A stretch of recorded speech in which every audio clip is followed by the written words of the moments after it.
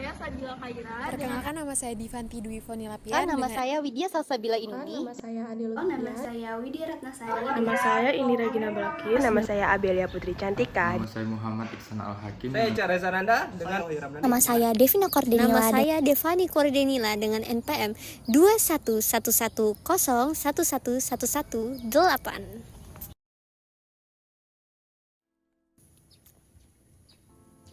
Halo guys, kami dari kelompok 1 akan memperkenalkan ke kalian nih tentang bab 2. Kami akan belajar tentang sistem ketenagakerjaan nasional dan juga HRM internasional. Yuk kita belajar.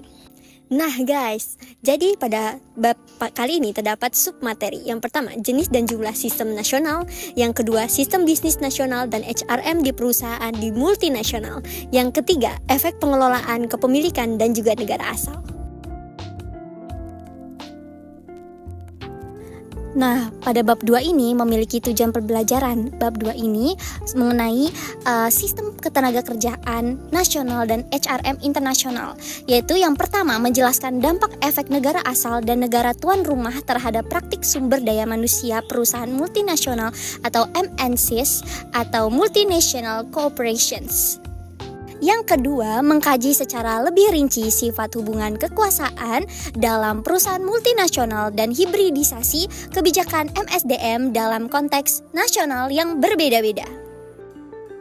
Yang ketiga, pertimbangkan bagaimana variasi nasional telah berubah pada periode deregulasi global baru-baru ini.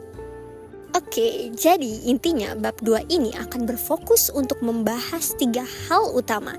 Yang pertama, bagaimana sistem ketenagakerjaan membentuk konteks MSDM internasional. Dan yang kedua, pengaruh perbedaan antar negara terhadap keputusan manajemen sumber daya manusia dalam perusahaan multinasional. Dan yang terakhir, yaitu yang ketiga, dampak tekanan globalisasi terhadap kelembagaan dan konsekuensinya terhadap MSDM internasional. Nah, gimana? Pada nggak sabar kan? Materi yang bermanfaat ini apa aja sih yang akan dibahas? Mengenai apa aja pembelajarannya? Yuk, mari simak materinya sampai selesai ya. Dan don't forget to take notes, everyone. Happy watching! Materi yang pertama yaitu jenis dan jumlah sistem nasional. Jenis kapitalisme dalam konteks sistem bisnis nasional. Yang pertama yaitu ekonomi pasar liberal.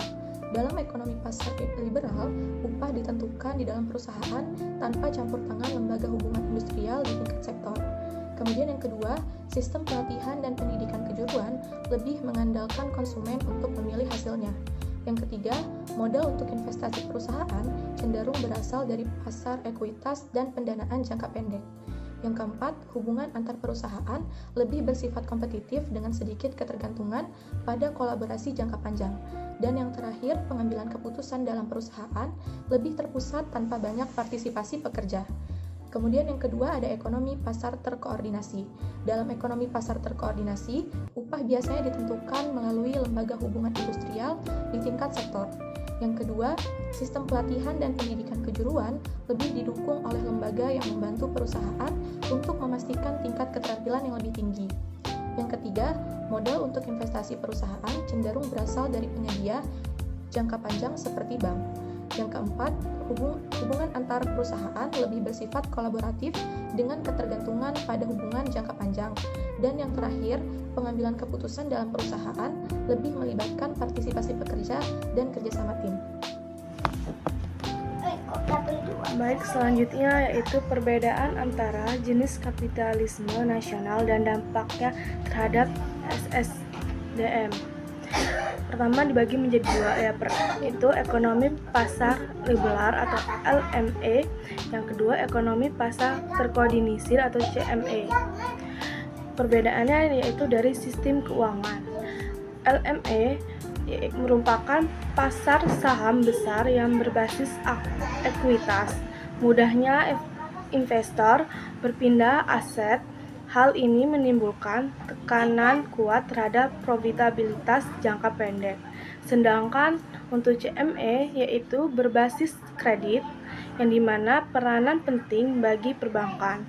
Hal ini seringkali mengambil peran langsung dalam pengambilan keputusan perusahaan melalui perwakilan di tingkat dewan direksi dan lain-lain, dan mempunyai pandangan jangka panjang terhadap kesuksesan perusahaan.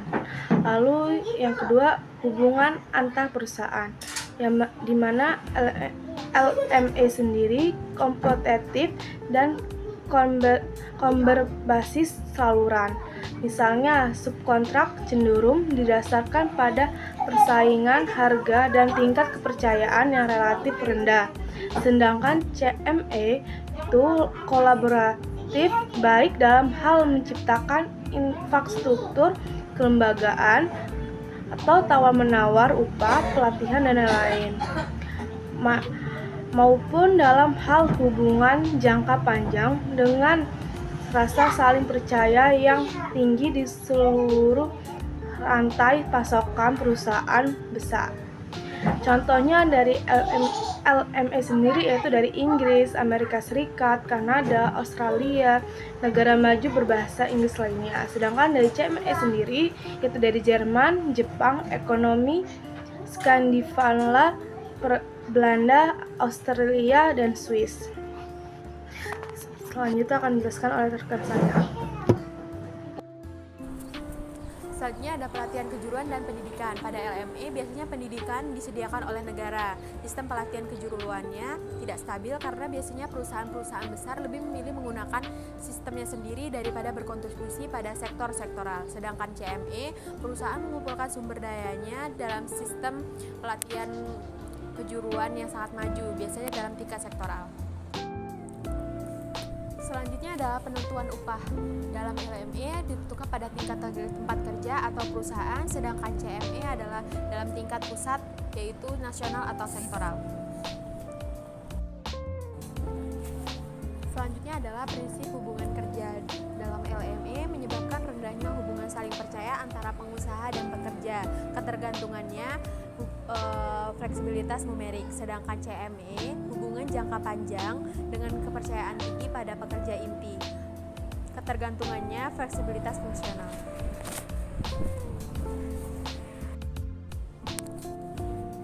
Selanjutnya adalah bidang kompetitif kekuatan. Pada LME, sektor yang melibatkan yaitu inovasi radikal, sedangkan pada CME yaitu sektor yang melibatkan adalah inovasi tambahan. Selanjutnya, organisasi serikat pekerja. Pada LME, ekonomi pasar liberal, yaitu terutama pekerjaan, dan pada CME, ekonomi pasar terkoordinasi, yaitu terutama sektoral, bukan Jepang. Selanjutnya, peran negara. Pada LME, untuk memastikan pasar yang bebas dan adil, namun sebaliknya melakukan intervensi sesedikit mungkin. Pada CME, untuk menetapkan kerangka kerja di mana wewenang dapat didelegasikan kepada pelaku korporasi, misalnya wewenang pengusaha, organisasi, dan serikat pekerja.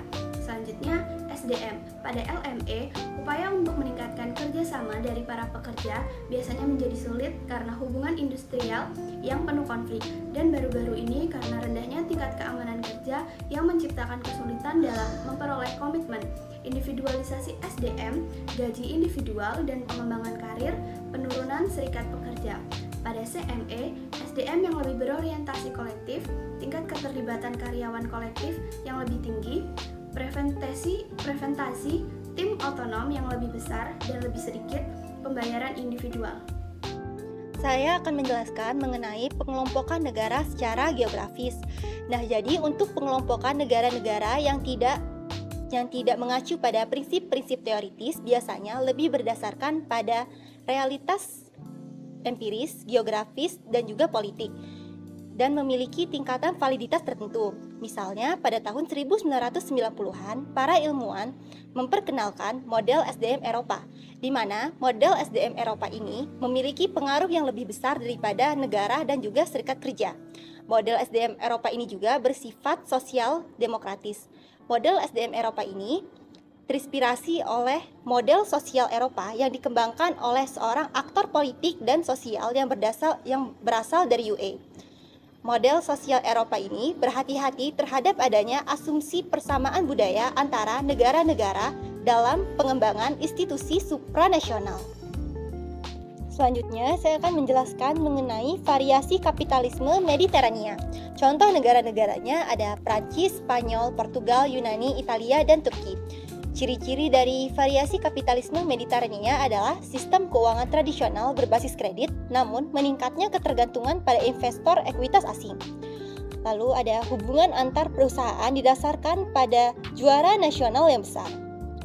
Lalu, lebih menekankan pendidikan intelektual dibandingkan pendidikan kejuruan. Lalu, penentuan upah historisnya bersifat sektoral dengan tingkat upah real yang seringkali ditentukan di tingkat tempat kerja perusahaan. Yang terakhir, manajemen hierarkis dengan organisasi produksi Tayloris secara historis. Namun, beberapa perusahaan mulai mengadopsi elemen MSDM gaya Amerika. Di bagian 2, selanjutnya ada sistem bisnis nasional dan human resource management di perusahaan multinasional, negosiasi kebijakan, kolaborasi dan kontestasi di MNC. Berbagai faktor seperti sistem bisnis nasional, dilema antara pengendalian dan membangun komitmen, serta pengaruh globalisasi mempengaruhi strategi sumber daya manusia. Tes negosiasi dan interpretasi oleh berbagai pihak berkepentingan menjadi kunci dalam pembentukan kebijakan sumber daya manusia yang menggabungkan elemen-elemen dari berbagai sistem bisnis. Hibridasi sendiri dalam praktik sumber daya manusia terjadi melalui pertemuan antara ciri-ciri sistem bisnis yang berbeda, yaitu dengan lingkungan sosial dan nilai budaya juga memainkan peran penting dalam membentuk rasionalitas pekerja dan manajer di MNC. Kompleksitas ini diilustrasikan dengan pola kausalitas yang rumit dalam pembentukan kebijakan dan praktik SDM di MNC yang mempengaruhi oleh hierarki hubungan kekuasaan di berbagai tingkatan organisasi. Berikutnya pada gambar 2.1 terdapat representasi skematis yang disederhanakan tentang bagaimana sistem bisnis nasional membentuk multinational corporation human resource management. Dalam proses pembentukan kebijakan dan praktik ketenagakerjaan di perusahaan multinasional, terdapat pola kausalitas kompleks yang berperan serta dalam terbentuknya. Hal ini melibatkan berbagai tingkatan di mana hibridisasi ide dan kebijakan terjadi. Meskipun terdapat berbagai anak panah yang melawan arah, yang mengarah ke kedua arah, hal ini tidak berarti adanya kesetaraan pengaruh. Dalam banyak kasus, sifat hierarki struktur kekuasaan menandakan bahwa aliran ke bawah cenderung lebih signifikan dibandingkan aliran ke atas. Pengambilan keputusan utama oleh manajemen puncak di negara asal memberikan ide dan kebijakan untuk anak perusahaan. Anak perusahaan juga mengadopsi kebijakan global multinational corporation sehingga terjadinya hibridisasi ide dan kebijakan sampai ke sistem bisnis dan ketenagakerjaan di negara tuan rumah. Bagian selanjutnya yang akan membahas lebih dalam bagaimana alur ini akan bekerja dalam praktiknya. MNC sebagai sistem ketenagakerjaan internasional yang menyoroti bahwa perusahaan multinasional memiliki kekuatan besar dalam menentukan kebijakan dan praktik mereka di seluruh dunia. Nah, ini berikut ada beberapa model yang digunakan oleh MNC di seluruh dunia untuk mengelola sistem ketenagakerjaan mereka. Yang pertama itu ada model praktik terbaik. Ya, pengambilan keputusan utama oleh manajer puncak di negara asal dapat memutuskan sejauh mana anak perusahaan asing mengadopsi kebijakan, aturan, dan perangkat budaya internasional. Suatu kesalahan untuk berpikir bahwa para manajer puncak di negara asal percaya bahwa situasi manajemen sumber daya manusia yang berkaitan dengan operasi di negara asal mereka sudah optimal. Seperti yang dikatakan oleh Elder dan Smith, model praktik terbaik terbentuk di dalam tetapi dibebaskan dari konteks nasional dan perusahaan tertentu. Dan kedua ada model dominan. Bahkan jika para pengambil keputusan utama ingin menciptakan sistem internasional berdasarkan ide-ide yang dipelajari tentang praktik terbaik, ide-ide tersebut mungkin tidak sepenuhnya berasal dari negara asal. Secara khusus, beberapa sistem nasional lebih populer di kalangan manajer puncak internasional dibandingkan sistem lainnya. Ini dinamakan sistem dominan yang banyak dipakai oleh MNC dari negara lain. Daripada mengekspor model nasional sendiri, lebih baik memilih kebijakan yang lebih kompetitif dan berkuasa secara global. Yang ketiga ada segmentasi strategis, meminimalkan biaya dengan menghindari mengekspor beberapa teknik manajemen yang lebih canggih jika teknik tersebut tidak penting. Sistem ini terinspirasi oleh praktik di Jepang dengan mengambil keputusan strategis untuk melaksanakan segmentasi, untuk melakukan segmentasi pada sistem produksi dan ketenaga kerjaan dengan regulasi yang ringan mengenai sistem ketenaga kerjaan tuan rumah untuk menciptakan pembagian antara pekerja inti dan pinggiran. Segmentasi strategis juga dapat terjadi jika sistem kelembagaan negara tuan rumah menyediakan sumber daya yang sulit ditiru oleh negara lain. Selanjutnya saya akan menjelaskan submateri ketiga berupa efek pengelolaan, kepemilikan, dan negara asal. Pada bagian ini, adanya keanekaragaman literatur kapitalisme pada dasarnya menjelaskan perbedaan nasional yang terbagi pada dua divisi, yaitu yang pertama pengaruh lembaga-lembaga nasional dan asumsi budaya historis terhadap perubahan bagi para manajer atau manajerial. Selanjutnya, seperti yang telah disinggung mengenai MNC, kajian ini lebih rumit karena adanya asumsi atau pemikiran terhadap imbas dari berbagai pelaku dengan sistem nasional berbeda yang bertemu dan dengan latar belakang peraturan juga asumsi yang berbeda. Selanjutnya, dimensi yang kedua yaitu terkait variasi dalam pembiayaan perusahaan. Mengenai hal ini, perbedaan yang ada terlihat pada sistem berbasis kredit, seperti contohnya di Jerman, yang membedakan perusahaan dari sistem berbasis ekuitas atau perusahaan umumnya mendapatkan pendanaan melalui pinjaman bank jangka panjang dengan pendekatan ekuitas. Dan seperti di Amerika Serikat, pasar saham likuid merupakan hal yang jauh lebih penting. Selanjutnya, perbedaan-perbedaan yang ada tersebut akan mempengaruhi strategi kebijakan perusahaan, termasuk dalam hal akses terhadap modal jangka panjang dan jangka pendek. Berikutnya terkait dampak globalisasi dan finansialisasi. Berkaitan dengan dimensi kedua sebelumnya, kita harus menangani pertentangan berdasar ini dalam beberapa aspek krusial. Misalnya, menjadi ekonomi pasar liberal seperti Amerika Serikat dan Inggris memiliki dampak yang masih bersifat sementara pada perusahaan yang mengelola bisnis mereka antara pertengahan 1970-an hingga krisis keuangan global 2008. Sejak saat itu tidak ada indikasi perubahan dari tren ini. Selama era deregulasi keuangan, kepemilikan perusahaan, terutama oleh pemegang saham institusional seperti dana pensiun, memberikan mereka lebih banyak pengaruh terhadap tindakan manajerial. Perlindungan terhadap pekerja melalui serikat pekerja dan regulasi dapat terkikis dalam era deregulasi keuangan. Terakhir, terkait tantangan dalam pendanaan internasional, yaitu perusahaan multinasional harus menghadapi tantangan saat mencari pendanaan dari pasar modal internasional lain, terutama jika bergantung pada pasar modal dari negara lain. Selain itu, sumber pendanaan dari pasar modal internasional dapat memengaruhi dinamika manajemen dan kepemilikan, tergantung pada negara asal dan jenis pandangan yang digunakan. Baik, yang terakhir ialah kesimpulan. Perbedaan dalam organisasi kapitalisme dan manajemen sumber daya manusia dieksplorasi secara mendalam, dengan fokus pada dampaknya terhadap perusahaan multinasional.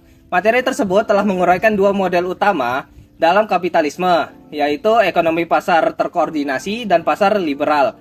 Hal ini memberikan pemahaman yang lebih baik tentang cara berbagai negara maju mengatur hubungan bisnis dan ketenaga kerjaan. Melalui analisis ini, ditemukan bahwa pemilik, manajer, dan pekerja di perusahaan multinasional tersebut cenderung memengaruhi cara organisasi nasional diterapkan di luar negeri.